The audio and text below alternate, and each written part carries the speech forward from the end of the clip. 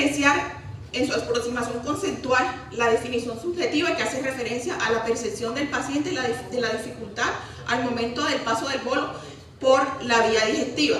Por el contrario, la definición objetiva hace referencia a la presencia de esta dificultad, pero en la presencia de una evidencia clara de ese retraso, de ese paso lento del bolo alimenticio durante la fase ya sea orofaríngea o esofágica de la deglución. Clínicamente debemos diferenciar la disfagia de la odinofagia, que hace referencia a la deglución dolorosa del globo faríngeo, que es una percepción que tiene el paciente de una ocupación permanente a nivel de la faringe. Este se caracteriza porque no es doloroso, es intermitente y, a diferencia de la disfagia, mejora cuando el paciente deglute. Y de la impactación de alimento, que hace referencia a la detención abrupta del paso o del bolo alimentario cuando se inicia el proceso de la deglución y que puede condicionar un escenario en el que exista riesgo para la vida del paciente. ¿Por qué es importante hablar de disfagia? Pues la disfagia es el síntoma paradigmático de todos los trastornos de la deglución. Según datos de la Organización Mundial de Gastroenterología, 1 de cada 17 personas va a experimentar alguna forma de disfagia en algún momento de su vida. Es importante porque el síntoma genera morbimortalidad en quienes lo padecen, disminuye la calidad de vida relacionada con la salud y aumenta los costos al sistema.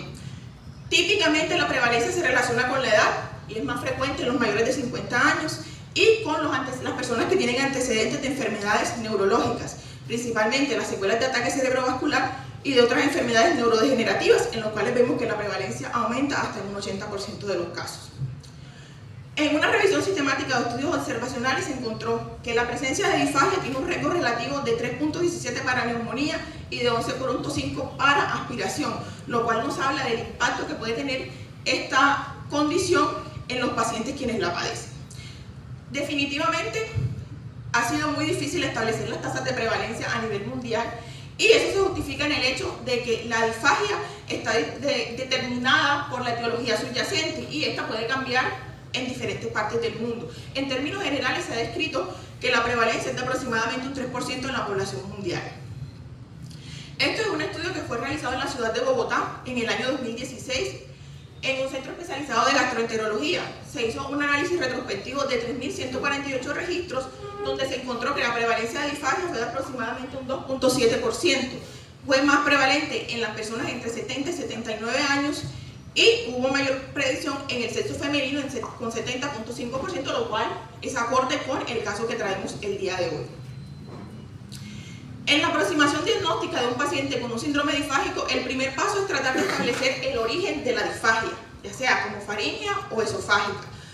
Para esto, el principal arsenal es la evaluación clínica, donde debemos ser muy minuciosos en cuanto a la anamnesis y la exploración de todo lo correspondiente a las características de la disfagia y del examen físico. Traigo a colación este cuestionario, que es una recomendación del Colegio Americano de Médicos Generales, donde de manera sencilla y por medio de 3 preguntas nos permite establecer en nuestro paciente y obtener una gran información que nos va a permitir objetivizar el origen de la disfagia. Adicionalmente, la Asociación Mundial de Gastroenterología hace recomendación a estas 4 preguntas que son principalmente para tratar de descartar disfagia orofaríngea. Se asume que si un paciente tiene una respuesta positiva a cualquiera de estas preguntas, existe una sensibilidad por encima del 80% para establecer como un origen faríngeo de la disfagia. ¿Por qué es importante esto? Porque a partir de la definición si es de origen faríngeo o esofágico, es el principal punto de partida para determinar las diferentes estrategias diagnósticas y por supuesto terapéuticas que yo le voy a ofrecer al paciente. En cuanto a la caracterización de la disfagia, tenemos que uno de los aspectos más importantes es el tiempo de evolución y este ha sido identificado como un predictor de malignidad. Cuando la disfagia tiene menor tiempo de evolución, existe una mayor probabilidad de que sea de un origen maligno. Por el contrario, la disfagia que tiene mayor tiempo de evolución probablemente se relacione con un trastorno funcional benigno. La localización es otro de los aspectos más importantes. Generalmente los pacientes tienen mayor sensibilidad para identificar una disfagia esofágica cuando localizan el sitio de detención del bolo en un punto entre la horquilla supraesternal y la apófisis sifoide. La aparición del síntoma con alimentos sólidos o líquidos nos habla en el primer de los casos, cuando es solamente para sólidos, de una posibilidad mecánica, y cuando es a ambos, sólidos y líquidos, es posible que se trate de un trastorno funcional. Igualmente, su presentación progresiva orienta hacia una condición mecánica y cuando es intermitente a un trastorno funcional. Los síntomas asociados son otro aspecto fundamental Tenemos que la presencia de tos, disfonía o dinofagia, la dificultad para formar el bolo alimentario y la presencia de regurgitación postnasal son unos síntomas que típicamente se asocian a una disfagia de origen faríngeo.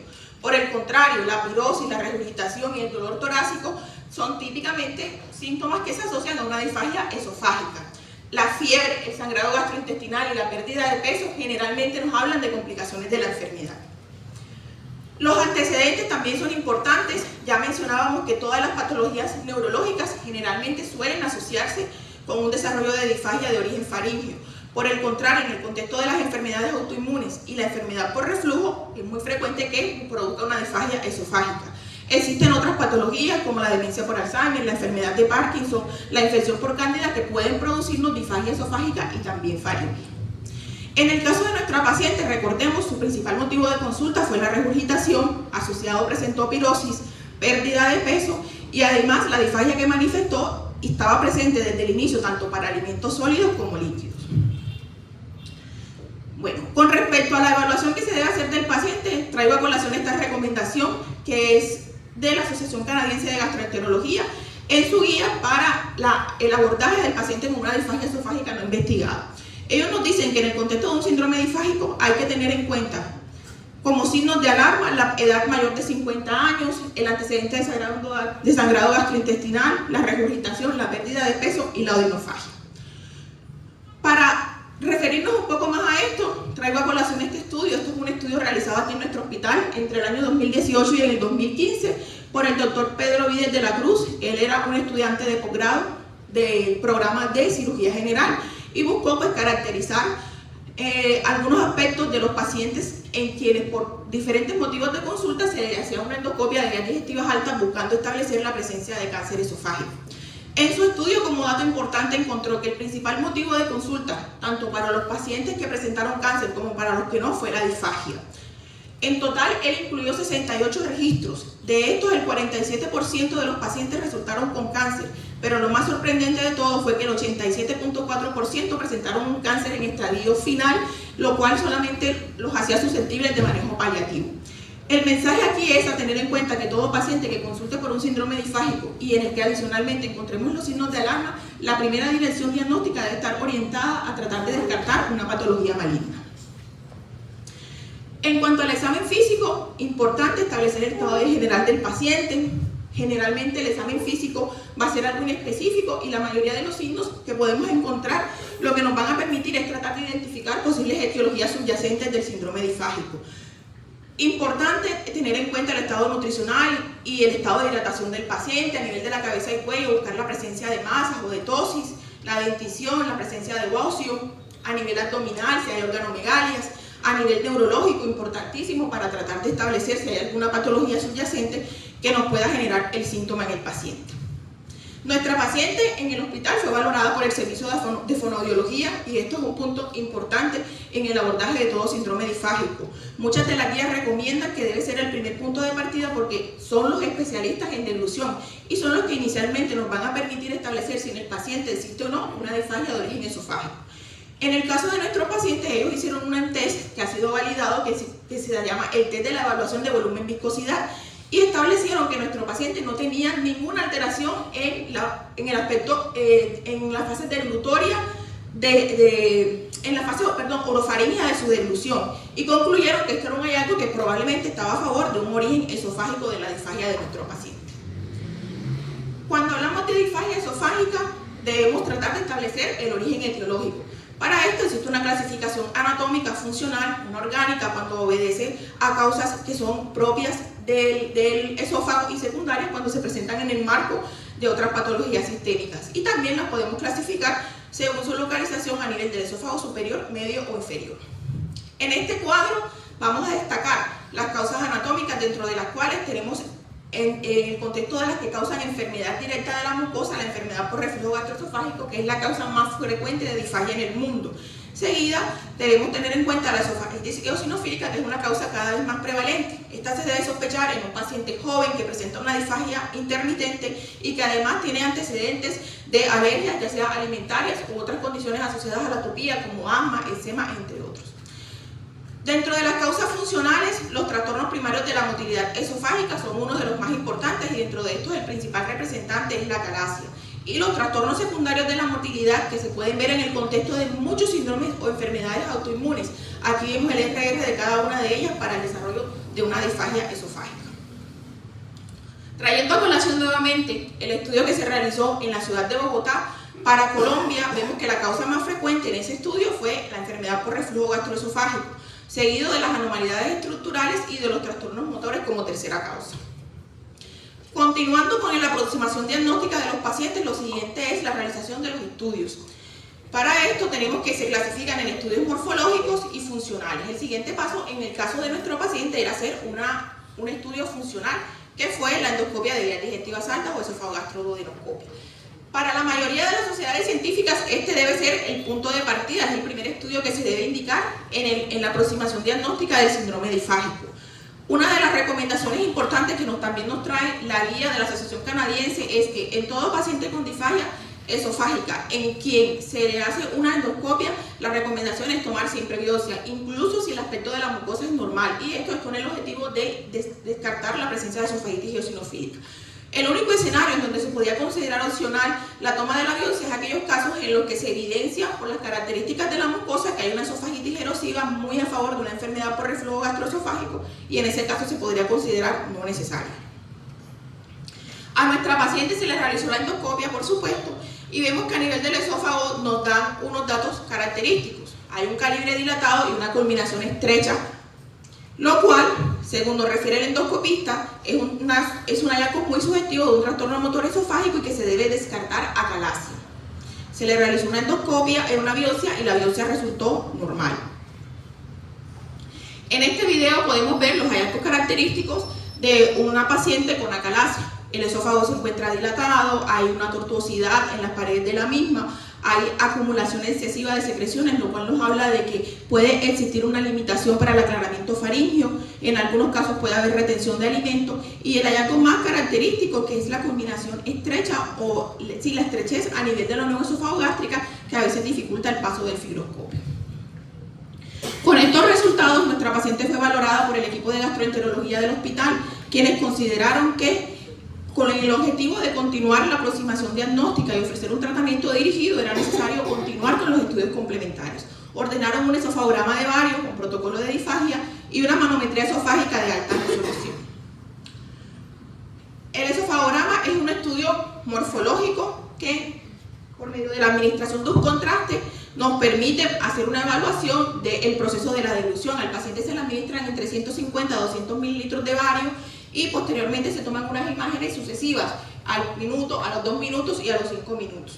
En el caso de nuestra paciente, este es el resultado de su esofagograma. Vemos que hay típicamente una estrechez a nivel de la porción distal del esófago, hay una columna de aire que nos habla del éxtasis ante el contraste, se observa la dilatación del cuerpo esofágico que nos habla de una alteración en la peristalsis y quizás el signo más característico que es la estrechez a nivel de la unión esofagogástrica por el paso filiforme del contraste y que se llama imagen en pico del oro, que por sí sola tiene una sensibilidad que es por encima del 95% para acalasia. Y ese fue el reporte final que nos dio radiología.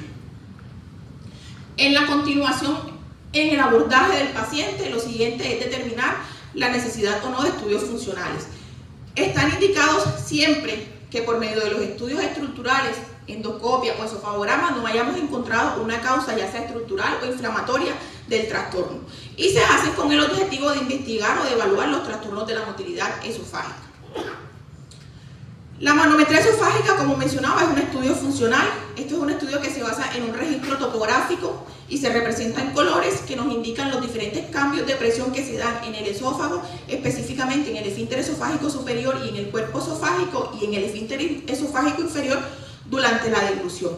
Esta representación gráfica se debe a las características contráctiles que tiene el esófago. En el tercio superior, el esófago está formado por músculo estriado. Este músculo estriado recibe una inervación del nervio vago y en la placa terminal se libera acetilcolina. Esta liberación de acetilcolina y estimulación del músculo es desencadenada por el reflejo degutorio que se activa cuando el bolo alimentario atraviesa el esfínter esofágico superior. Y esto es lo que da inicio a la peristalsis primaria. En los 2 tercios inferiores del esófago predomina el músculo liso. Este músculo liso tiene inervación de fibras que son inhibitorias y excitatorias. Las fibras inhibitorias son las que se activan primero y tienen una función de relajación, liberan péptido intestinal vasoactivo y óxido nítrico. Mientras que de manera secuencial y después de la activación de las inhibitorias se activan las excitatorias. Estas lo que hacen es garantizar la contracción. De tal manera que en el proceso de deglución a nivel del esófago hay inicialmente una relajación del músculo liso que va a permitir el llenado del esófago. Posteriormente, la porción muscular que se encuentra proximal al bolo alimentario se va a contraer y esto es lo que va a permitir la propulsión del bolo, es decir, hay una secuencia de relajación, llenado del esófago y posteriormente contracción para iniciar el descenso. La representación gráfica de los cambios de presión que nos da la manometría se analiza con base en un consenso que se llama la clasificación de Chicago.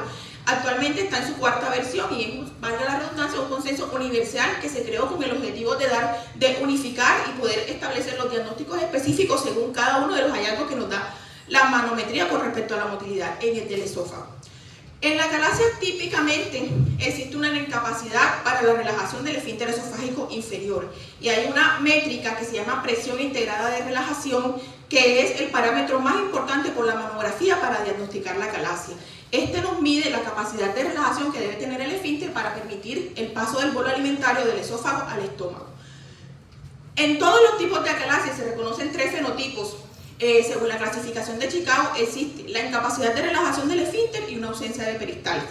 La tipo 1 y la tipo 2 se diferencian porque en la tipo 1 no hay una presión esofágica normal a nivel del cuerpo, mientras que en la tipo 2 durante la deglución hay un aumento de la presión, es decir, hay una presión panesofágica, y en la tipo 3, que es esta que vemos aquí, vemos que se representa en rojo la parte y el tercio distal del esófago, y esto se debe a que existen contracciones espásticas que no son coordinadas y que tampoco cumplen con la función propulsora del esófago. Este es el reporte de la manometría de nuestra paciente. Miren que nos habla que el esfínter esofágico inferior tiene un tono normal, pero tiene una relajación inadecuada, con una presión integrada de relajación de 36.7 milímetros de mercurio. En condiciones normales debe ser por debajo de 15. Y adicionalmente nos habla de que existe una alteración en la capacidad peristáltica, dado por un 100% de ondas fallidas y presurización panesofágica. Nuestra paciente fue diagnosticada con su estudio con una acalasia tipo 2. Entonces, la acalasia es un trastorno motor primario del esófago en el cual tenemos ausencia de peristaltismo y alteración en la capacidad de relajación del esfínter esofágico inferior. En cuanto a su fisiopatología, existen múltiples teorías, pero actualmente la más aceptada es una teoría autoinmune, en la cual nos dice que en algunos individuos susceptibles hay una activación del sistema inmunitario que genera una inflamación. Generalmente, el factor desencadenante es una infección viral y el virus que está más asociado ha sido el virus del herpes simple. Todo este proceso inflamatorio lleva a una degeneración del plexo mientérico y a pérdida de las neuronas inhibitorias del esófago, que ya vimos que son fundamentales para la capacidad de relajación del tercio distal del esófago. Con el resultado de la manometría, nuevamente nuestra paciente fue valorada por el equipo de gastroenterología de nuestro hospital. Ellos consideran que estamos entonces en el contexto de un síndrome disfágico secundario a una acalasia tipo 2, hacen una evaluación de la severidad clínica de nuestra paciente por el score de ENCAC, que nos da 7 puntos, consideran que está en riesgo de desnutrición y una vez, después de analizar todas las características que ya teníamos del caso clínico, consideran que la mejor opción terapéutica para nuestra paciente era una miotomía endoscópica peroral. Y con ese objetivo solicitan concepto por el equipo de cirugía gastrointestinal, endoscópica y digestiva. El score de ERCA, del que hablamos previamente, es una escala que nos mide la severidad de los síntomas en los pacientes con acalasia. Mide 4 parámetros que son la pérdida de peso, la disfagia, la presencia de regurgitación y el dolor retroesternal. Esta escala es fundamental, es importante, tiene valor pronóstico y también se usa en el seguimiento para medir la efectividad de las opciones terapéuticas que se le dan a los pacientes. Nuestra paciente, como bien decíamos, tuvo un puntaje de 7, lo que nos hablaba de una enfermedad moderada a severa. En cuanto a las opciones terapéuticas, es importante establecer por medio de la manometría el fenotipo de la acalasia. Nuestra paciente tenía una acalasia tipo 2. En esta, el objetivo del tratamiento es tratar de romper, desgarrar o cortar las fibras del esfínter esofágico inferior con el objetivo de disminuir la presión constante que existe en este nivel y que por medio de la gravedad la paciente logre tener una deglución exitosa. Para este tipo de acalasia, la mayoría de las opciones terapéuticas presentan una buena respuesta de aproximadamente un 96%. Entonces vemos que lo indicado por el equipo de nuestro hospital pues fue lo más adecuado. Con el objetivo de ser intervenida, nuestra paciente fue trasladada a la clínica Medigel debido a que en nuestro hospital no se lleva a cabo ese procedimiento de cirugía endoscópica. La paciente ingresa con un peso de 50 kilos, es decir, había continuado la pérdida de peso durante su ingreso. El día 15 de abril fue sometida al procedimiento, no se describieron complicaciones y les traigo este pequeño video ilustrativo que nos muestra exactamente en qué consiste. Por un abordaje a través del endoscopio se hace una incisión a nivel de la mucosa que se hace aproximadamente 12 a 13 milímetros por encima de la unión esófago-gástrica. Por ahí se crea una incisión y se hace un túnel para llegar a la submucosa y posteriormente se rompen las fibras de la capa muscular interna hasta llegar al esfínter, con lo cual logramos la liberación de la presión. Posteriormente, el sitio de la incisión se cierra por medio de unos endoclits.